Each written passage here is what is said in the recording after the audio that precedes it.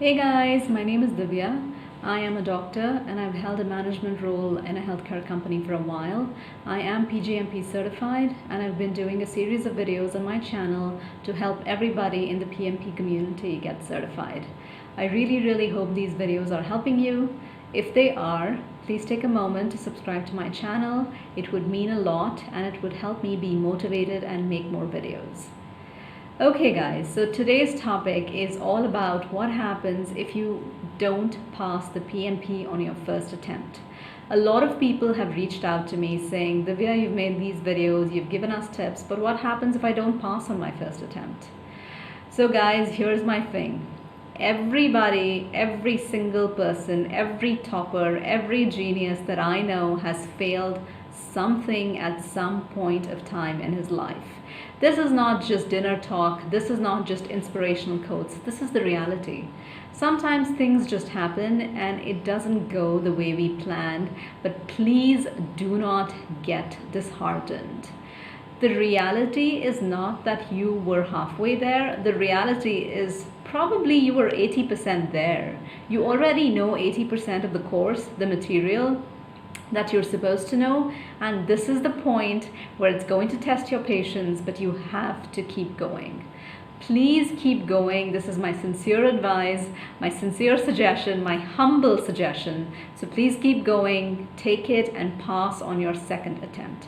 This is a difficult exam, and it is even more difficult because most of us are working full-time professionals, so we don't have a lot of time on our hands. That just makes it tougher to crack the exam, but it is doable. You know it, I know it, everybody knows that. So today I just want to discuss 5 tips to ensure that you pass while studying for the PMP, regardless of whether you fail the very first time. So my tip number 1, most important tip for the video, believe me, I mean it, take a week off. So guys, I know it's difficult to take a week off when you think you failed and you don't deserve it, but the reality, as I said, is that you were 70 or 80% there. You were probably 90% there, but you just didn't make it to that passing score. It's okay. It can happen to the best of us. And each one of us has failed something at some point of time. So this is the time that you take off, you relax, you empty your buried mind of all the things that you have put in there, not because you want to shun it away, but because you want it to feel lighter. You need some energy, spend time with your family, your friends, go out, watch movies, do something fun, play cricket, badminton, whatever you love, listen to music. Whatever that is, do that for a week and take a week off. This is the time that you really need to recuperate from this exam so that you can start the marathon again. Believe me, it will be worth it. Tip number 2. If you used a good resource, right, like Rita Mulcahy, please continue using the same resource. I know it's tough. I know it's tough to rely on the same book because that's what you used the first time and it didn't work out. But if it's a good book like Rita Mulcahy, I think it's totally worth it. Some others in the community have said that they really liked Andy Crow's book. And if that's the book that works for you, great. If you were like me that relied on PMBOK a lot, the standard that the Project Management Institute releases, then I would suggest a different book. See, the PMBOK is great, but the reality is it's a dry read. It's literally written to make you forget. And the point is that some things do have to be memorized for this exam. Yes, a lot of it is conceptual. Yes, a lot of it is understanding. But please know that some memorization has to be done. Some things just have to be committed to memory, and then the understanding just follows. So I highly recommend Rita Mulcahy or another good resource. But if you did the PMBOK, just revisit it, guys. Just revisit the decision, as to which book you really want to use. I think PMBOK is a good secondary reference, but it's a very difficult primary reference. Tip number 3, start practice questions the day you start studying. So take a week off and then you're going to start studying. But hey, you already know all the material, almost all the material. So start doing all your questions since you've already read through everything.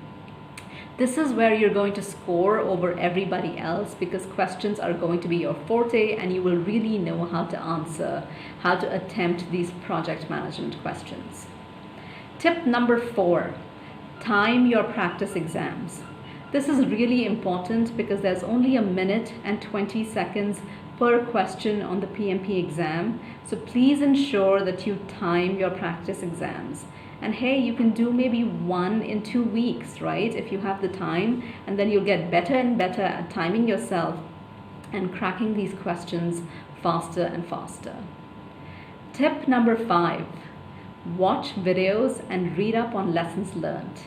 There's a ton of information on the PMP, so it makes it a better exam to take, even though it's a hard one. So what do I mean by that? So many people have posted their lessons learned, they've made videos on it, on their experience with their exam, and I really think it helps to read up on those articles. These can be LinkedIn posts or things people share through WhatsApp groups or Facebook posts. Read up on it, see how their experience was, and if you can learn from that, then you know what, you can better your second attempt, and this time you'll definitely pass. Tip number 6, my bonus tip. I was only going to make it 5 tips, guys, for this video, but I really want to stress on this one. The day before the exam is not for studying. The day before the marathon runners don't run. They relax their muscles. Your brain is a muscle, it needs rest. If you can make this a day and a half and not look at your books and notes, I'll be grateful. I'll be thanking every single one of you who does that. So guys, please relax the day before the exam. This is the time to party, this is the time to bake cakes and get a good night's rest. So here are my 5 tips plus a bonus tip to how to pass the PMP exam regardless of whether you passed or not the first time. So guys, I really hope that this video helped you. Thank you so much for watching.